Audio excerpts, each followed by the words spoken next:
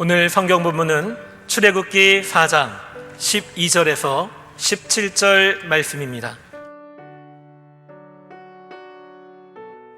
이제 가라. 내가 내 입과 함께 있어서 할 말을 가르치리라. 모세가 가로되 주여 보낼 만한 자를 보내소서. 여호와께서 모세를 향하여 노를 바라시고 가라사대 레위 사람 내 형 아론이 있지 아니하뇨.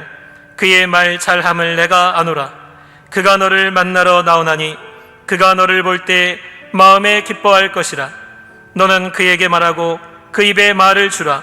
내가 내 입과 그의 입에 함께 있어서 너의 행할 일을 가르치리라.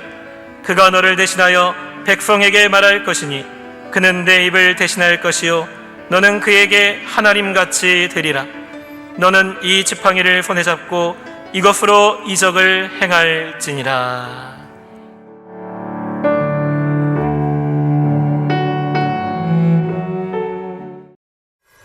하나님의 책망을 받은 모세, 이러한 제목으로 말씀해 드리겠습니다. 일생 동안 책망을 받는 일이 전혀 없이 사는 사람은 없습니다. 책망받는 것이 유쾌한 일일 수는 없지만 책망받는 것이 모두 나쁜 것은 아닙니다. 잠언서 9장 8절에 기록되기를 그만한 자를 책망하지 말라. 그가 너를 미워할까 두려우니라. 지혜 있는 자를 책망하라. 그가 너를 사랑하리라 하였습니다. 그만한 자는 자신에게 책망하는 사람을 미워하고 욕되게 합니다. 악인은 책망하는 사람의 말을 겸손히 받지 않고 오히려 그에게 악으로 갚습니다. 반면에 지혜로운 사람은 책망을 들으면 성찰할 뿐 아니라 책망하는 분을 고맙게 여기고 사랑합니다. 여기에는 책망하는 분이 누구인가 하는 것과 책망 듣는 사람이 누구인가 하는 것이 요건이 될 것입니다. 성경에는 하나님의 책망을 듣게 된 사람들에 대한 기록이 있습니다. 책망을 듣고 깨달음과 긍정적 변화를 본 사람이 있는가 하면 더욱 완고하게 되어 버림받게 된 사람이 있습니다. 이스라엘의 위대한 영도자 모세도 하나님의 책망을 받은 일들이 있습니다. 무슨 일로 책망을 받았으며 그 책망을 어떻게 수용하였는가를 살펴보도록 하겠습니다. 첫째는 모세가 호렙산에서 이스라엘의 영도자로 사명을 받을 때 하나님의 책망을 받은 일이 있습니다. 모세의 120년 생애를 40년씩 셋으로 구분할 수 있습니다.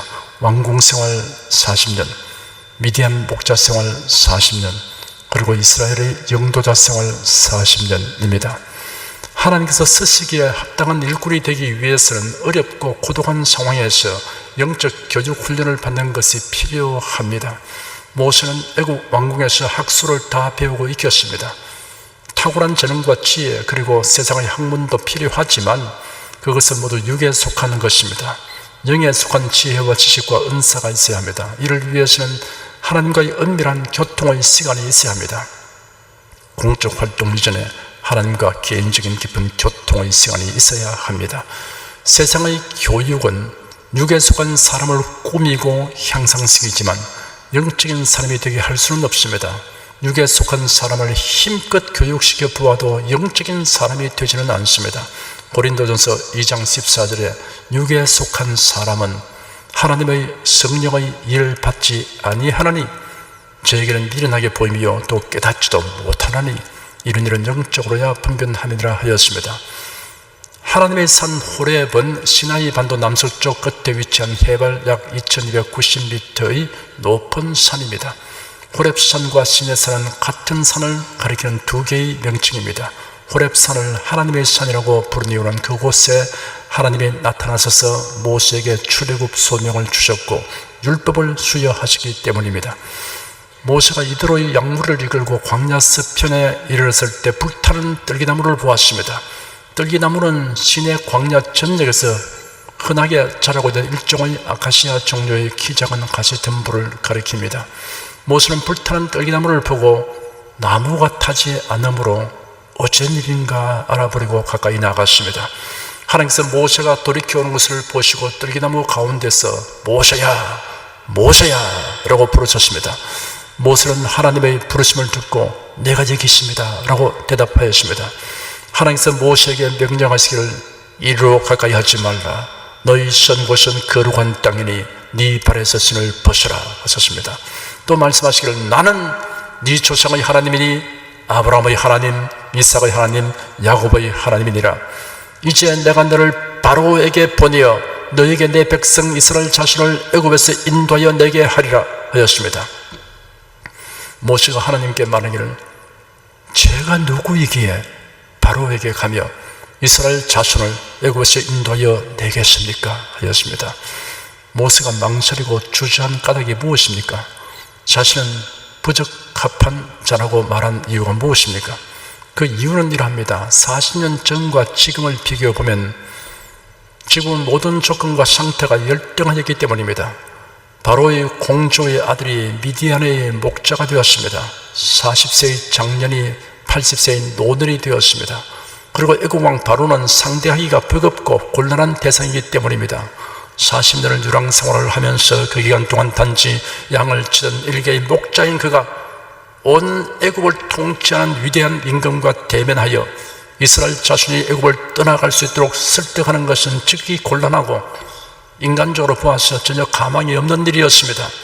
애국 왕이 방대한 노동력을 떠나보낼 리도 없습니다. 그뿐 아니라 이스라엘 자손은 그들을 도우려고 한 모세를 배반하고 애국 왕에게 고발한 사람들이었습니다. 모세는 하나님의 권능을 불신한 것이 아니라 자기의 자격에 의무를 가졌습니다. 모세는 자신이 스스로를 아는 것보다 하나님께서 모세를 더 잘 아신다는 것을 고려하지 못했습니다. 하나님께서 말씀하시기를 내가 정녕 너와 함께 있으리라. 네가 백성을 애굽에서 인도하여 낸 후에 너희가 이 산에서 하나님을 섬기리니 이것이 내가 너를 보낸 증거니라 하였습니다. 내가 정녕 너와 함께 있으리라는 하나님의 약속은 모세의 부족과 무능은 하나님의 능력으로 채워주시겠다는 보증입니다. 그리고 이스라엘의 출애굽을 주관하시는 이런 모세가 아니라 하나님이 있음을 분명하게 선포하신 것입니다.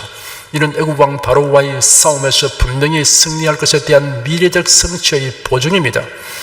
모세가 말한 내가 누구이기에 라는 문제는 내가 너와 함께 라는 하나님의 말씀으로 충분한 해답이 되었습니다.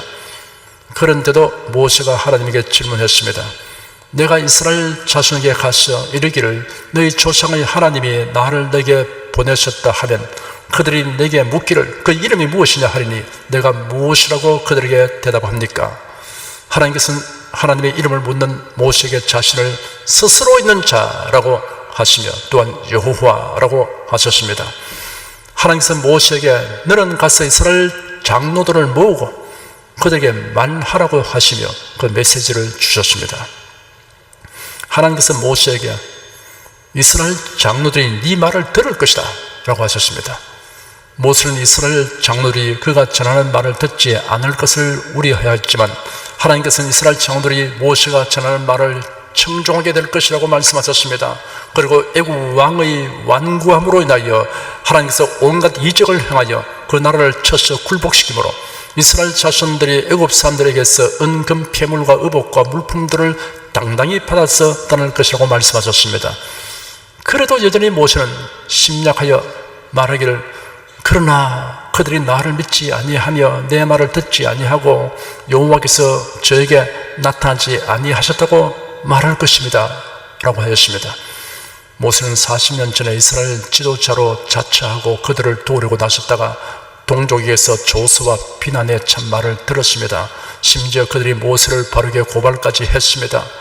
자라보고 놀란 가슴, 소뚜껑 보고 놀란다는 속담처럼 모세는 40년 전 입은 마음의 상처가 아직도 아물지 못하였습니다.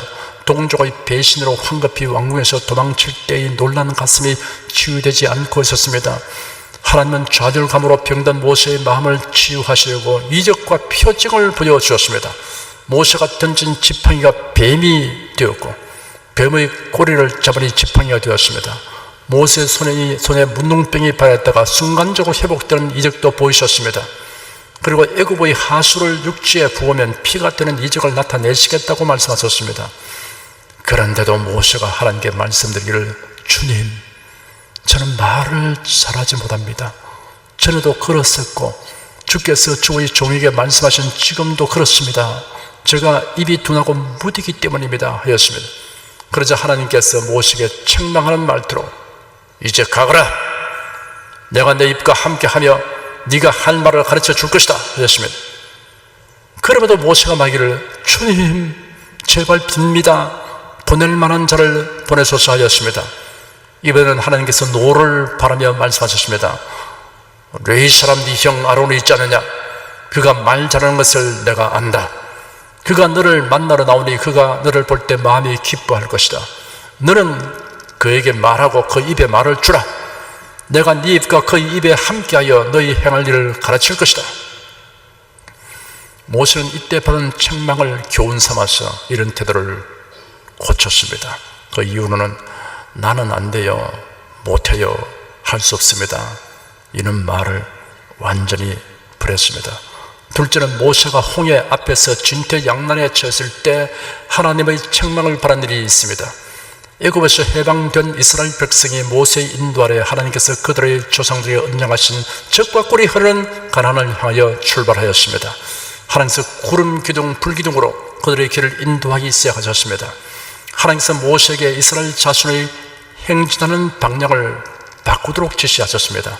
이스라엘 백성이 이제까지 올라갔던 방향을 갑자기 돌이켜서 남동쪽 방향으로 진행하게 하셨습니다. 그들이 도달하는 곳은 앞은 홍해이며 좌우를 보니 이쪽은 바위투성이 언덕으로 끝이 없고 저쪽은 애굽의 요셉과 수비대가 있는 곳이었습니다. 그들은 더 이상 진행할 수 없는 홍해가에 이르게 되었습니다.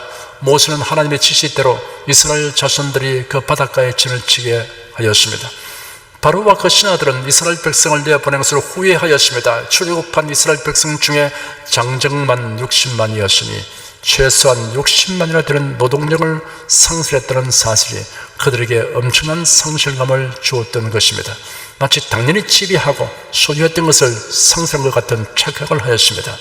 이스라엘 백성들이 길을 잃고 광야에 갇힌 바 되었다는 보고를 들은 바로와 그 신하들은 변심하여 이스라엘 백성을 사로잡기 위해 특별히 선발된 병거 600대와 마병과 보병을 이끌고 추격하였습니다. 홍해가에서 장막을 치고 휴식하던 이스라엘 백성들은 저 멀리서 먼지가 하늘로 피어오르는 모습을 보았고 땅이 진동함을 느꼈습니다. 잠시 후 윤곽이 드러나자 애굽의 병거와 마병과 군대가 달려오는 것을 알게 되었습니다. 백성들은 심히 두려워하였습니다. 그들이 이처럼 극심한 공포에 사로잡히게 된 이유는 애국 군대와 싸울 만한 장비나 훈련된 군사가 없었습니다. 싸울 수 있는 장정보다 보호받아야 할 아이와 여자와 노인이 더 많았습니다. 숨거나 달아날 수 있는 형편이 되지 못하였습니다. 백성들은 공포심과 절망감으로 부르짖었습니다. 그들이 모세에게 애굽에 매장지가 없으므로 당신이 우리를 이끌어내어 이 광야에서 죽게 하느냐, 어찌하여 당신이 우리를 애굽에서 이끌어내어 이같이 우리에게 하느냐라고 원망하였습니다. 모세는 침착하고 확신에 찬 음성으로 백성들에게 대답했습니다. 너희는 두려워 말고 가만히 있어서 여호와께서 오늘날 너희를 위하여 행하시는 구원을 보라. 너희가 오늘 본 애굽 사람을 또다시는 영원히 보지 못하리라. 여호와께서 너희를 위하여 싸우시니 너희는 가만히 있을지니라. 모세가 이런 태도를 취하게 된 까닭이 있습니다. 애굽 왕 바로가 이스라엘 자손을 사로잡으려고 군대를 이끌고 추격할 것이고 그리하면 하나님께서 권능을 나타내시어 영광을 얻게 될 것이라고 하나님께서 예고하신 말씀을 마음에 두었기 때문이었습니다. 모세는 하나님께 도움을 구하느라고 부르셨습니다. 하나님, 백성들이 절망에 처해서 울부짖고 있습니다. 원망하고 있습니다. 앞에는 장이란 홍해입니다. 지금 적들은 곧 밀어 닥치고 있습니다. 하나님 시구합니다. 도와주세요. 하나님 도와주세요. 건져주세요. 그때 항상 모세에게 책망하시기를 너는 어찌하여 내게 부르짖느냐? 이스라엘 자손을 명하여 앞으로 나가게 하고 지팡이를 들고 손을 바다 위로 내밀어 그것으로 갈라지게 하라. 이스라엘 자손이 바다 가운데 육지로 행하리라 하였습니다. 애국 군대가 이스라엘 진에 접근하기 전에 이스라엘 백성 앞에서 행하던 하나님의 사자가 이스라엘 진 뒤편으로 옮기니 구름 기둥도 따라서 뒤로 옮겨 애국 군대들을 앞을 가로막았습니다. 그 구름 기둥으로 인하여 애국 군사들이 지척을 봉헌할 수 없어서 진행할 수 없게 되었습니다. 그러나 이스라엘 진편으로는 불기둥이 비추어지므로 밤새도록 대낮 같았습니다. 모세는 하나님의 지시대로 지팡이를 손에 잡고 그 손을 바다를 향하여 내밀었습니다. 그러자 하나님께서 큰 동풍을 보내셔서 바닷물을 갈라지게 하셨습니다. 갈라진 물이 좌우에 벽처럼 서 있었습니다. 바다 가운데에 생긴 길이 마른 땅이 되게 하셨습니다. 질퍽거리는 진흙 땅으로는 걸어서 가기가 매우 힘들 것입니다. 그러므로 하나님께서 마른 땅이 되게 하셨습니다. 하나님께서 하신 일은 착오나 빈틈이 없었습니다. 이스라엘 자손들이 거의 다 건너갔을 때 구름 기둥이 옮겨갔고 애국 군대는 그들 앞에 펼쳐진 광경을 보고 매우 놀랐을 것입니다. 애국 사람들이 그들이 경험하는 신비한 일들에 대해 이것이 무슨 뜻인가를 생각해 보았다면 두려운 마음을 가지고 물러갔을 것입니다. 애국 군사들이 겁도 없이 뒤쫓아서 바닷길로 달려갔습니다. 이스라엘 백성이 바다 가운데 길로 지날 때는 마른 땅이 뛰어 용이하게 건널 수 있었습니다. 그런데 추격하는 애국 군대가 그 뒤를 따라 들어가니 그들은 제대로 걷기 힘들었고 병거의 바퀴들이 벗겨졌습니다. 하나님께서 진흙탕이 되도록 하셨을 것입니다. 그 지경이 되니 그제서야 이스라엘이 하나님의 개입하시고 계시다는 것을 깨달았습니다. 겁을 먹은 그들이 도망하려고 허둥거렸습니다. 이미 이스라엘 백성은 다 건너갔습니다. 하나님께서 모세에게 지시하시기를 네 손을 바다 위로 내밀어 물이 애굽 사람들과 그 병들과 마병을 위해 다시 흐르게 하라 하셨습니다. 모세가 즉시 손을 바다 위로 내어 밀자 새벽에 바다가 원래대로 회복되었습니다. 애국 군사들이 허겁지겁 도망하자 때는 늦고 말았습니다. 바로의 군대는 멸절되고 말았습니다. 이스라엘 자손이 바다 가운데 육지로 향할 때는 물이 좌우에 보호병 역할을 하였으나 애국 군사들에게는 멸망시키는 역할을 했습니다. 여기서 간과해서는 안 되는 중요한 교훈이 있습니다. 모세는 두려움에 사로잡혀 소리치는 이스라엘 백성과 질풍노도처럼 달려오는 애굽의 병거와 마병을 보면서 하나님께 부르짖어 기도했습니다. 그때 하나님께서 모세에게 말씀하시기를 너는 어찌하여 내게 부르짖느냐? 이스라엘 자손을 명하여 앞으로 나가게 하고 지팡이를 들고 손을 바다 위로 내밀어 그것으로 갈라지게 하라. 이스라엘 자손이 바다 가운데 육지로 향하리라 하였습니다. 모세는 자기가 지팡이를 들고 손을 바다 위로 내민다고 문제 해결에 무슨 도움이 되겠는가라고 생각하지 않았습니다. 그런 행동이 자칫 백성들로부터 비웃음을 사게 되고 지도력에 손상을 입힐 뿐이라고 생각하지 않았습니다. 모세는 하나님의 책망을 듣고 깨달았습니다. 기도만 하고 있을 것이 아니라 자신이 할 수 있는 데까지 행동해야 한다는 것을 깨닫고 즉시 실행하였습니다. 사람이 하나님을 의지하여 행동할 때 도달하게 되는 한계점은 전능하신 하나님이 내미시는 도움의 손길이 닿는 접촉점이 된다는 것을 깨달았던 것입니다. 셋째는 모세가 만년에 가데스에서 하나님의 책망을 받은 일이 있습니다. 애굽에서 나온 이스라엘 자손들이 40년 광야 생활을 하는 동안 출애굽 1세대는 거의 다 죽었습니다. 출애굽 2세대가 가나안 땅에 인접한 신광야에 도착하여 가데스에 머물게 되었습니다. 38년 전에도 가데스 바네아에 머물렀는데 그 당시에는 아직 태어나지 않았거나 20세 이하였던 자들입니다. 물이 없어서 곤란을 겪게 되자 회중이 모세와 아론을 비방하려고 모였습니다. 팔레스틴 남쪽 변방에 위치한 가데스는 본래 오아시스 지역으로서 물이 끊임없이 솟아나는 지역이었습니다. 아마도 가뭄 때문인 것 같습니다. 백성이 모세에게 말하기를 우리 형제들이 여호와 앞에서 죽을 때 우리도 죽었으면 좋았을 텐데 너희가 어찌하여 여호와의 회중을 이 광야로 인도하여 우리와 우리 가축들이 여기서 죽게 하느냐? 너희가 어찌하여 우리를 애굽에서 나오게 하여 이 악한 곳으로 나오게 하였느냐? 여기는 씨 뿌릴 땅도 없고 무화과도 없고 포도도 없고 석류도 없고 마실 물도 없다 하였습니다. 모세와 아론이 회중 앞을 떠나 회막 입구로 가서 얼굴을 땅에 대고 엎드렸더니 여호와의 영광이 그들에게 나타나시고 여호와께서 말씀하셨습니다. 너는 지팡이를 잡아라. 너와 네 형 아론이 회중을 소집하고 그들이 보는 앞에서 반석에게 명령하면 그것이 물을 낼 것이다. 이와 같이 반석에서 물이 나오게 하여 회중과 그들의 가축이 마시게 하라. 여기서 반석이란 높은 요새라는 의미가 있으므로 절벽처럼 높다란 바위인 것으로 짐작할 수 있습니다. 모세가 하나님의 명령대로 지팡이를 잡았습니다. 모세와 아론의 회중을 그 반석 앞에 모으고 모세가 그들에게 말하기를 패역한 눈이여 들으라. 우리가 너희를 위하여 이 반석에서 물을 내랴 하고 모세가 자기 손을 들어 지팡이로 반석을 2번 치자 많은 물이 솟아나와 회중과 그들의 가축이 마셨습니다. 그런데 여호와께서 모세와 아론에게 책망하셨습니다. 너희가 나를 믿지 아니하고 이스라엘 자손의 목전에 나의 거룩함을 나타내지 아니한 거로 너희는 이 총회를 내가 그들에게 준 땅으로 인도하여 드리지 못하리라 하였습니다.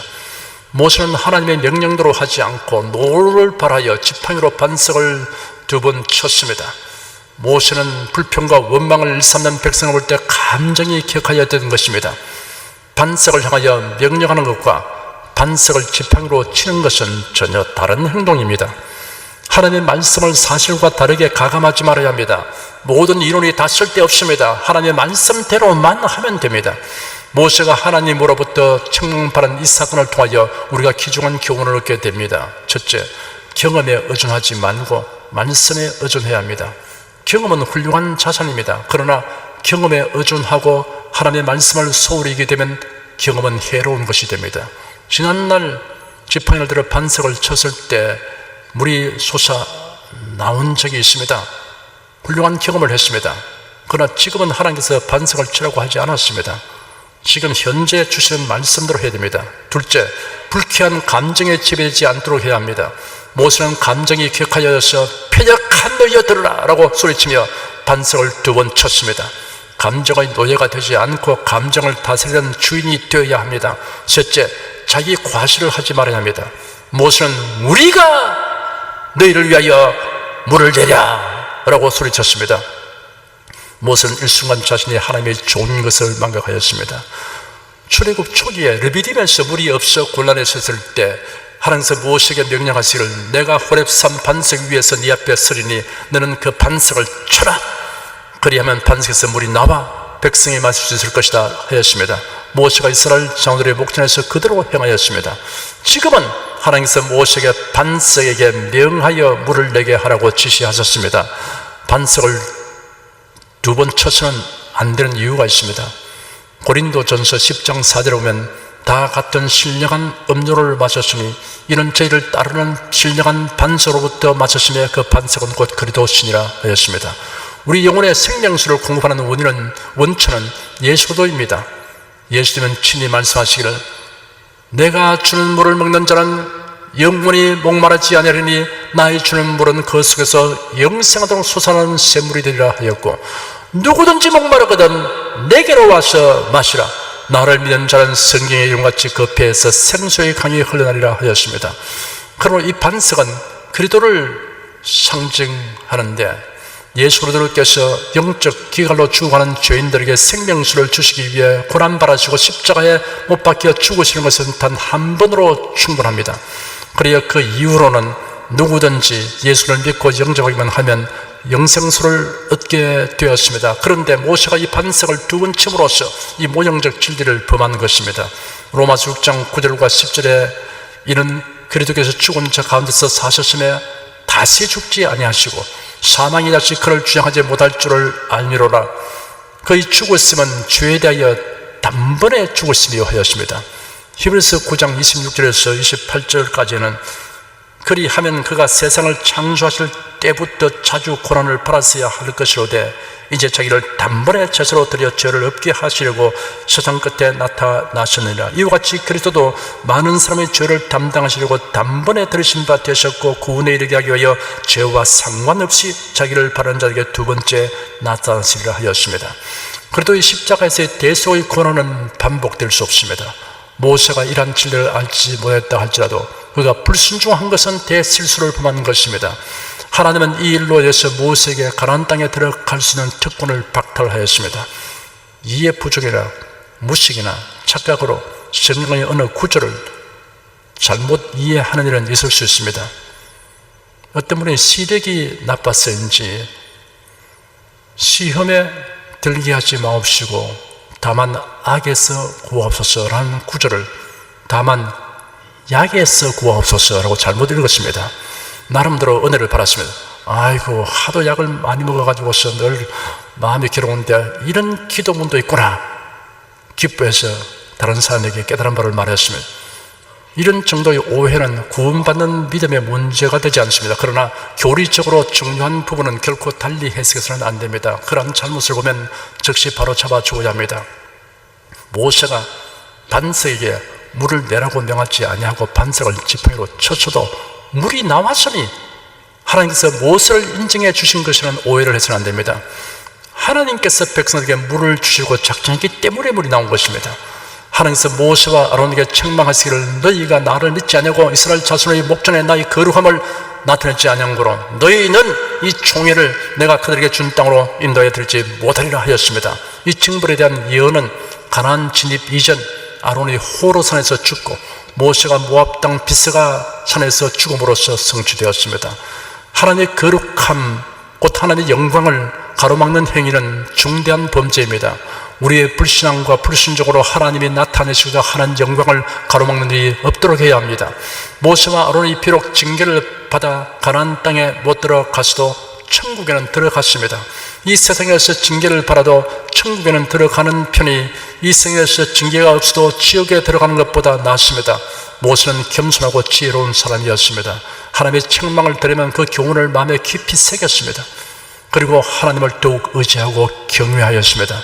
사랑하는 여러분은 이러한 모세의 태도를 본받으며 그가 책망받은 일로 인하여 얻게 된 교훈을 여러분의 것으로 삼으시기를 축원합니다. 기도하겠습니다. 모세 같은 탁월한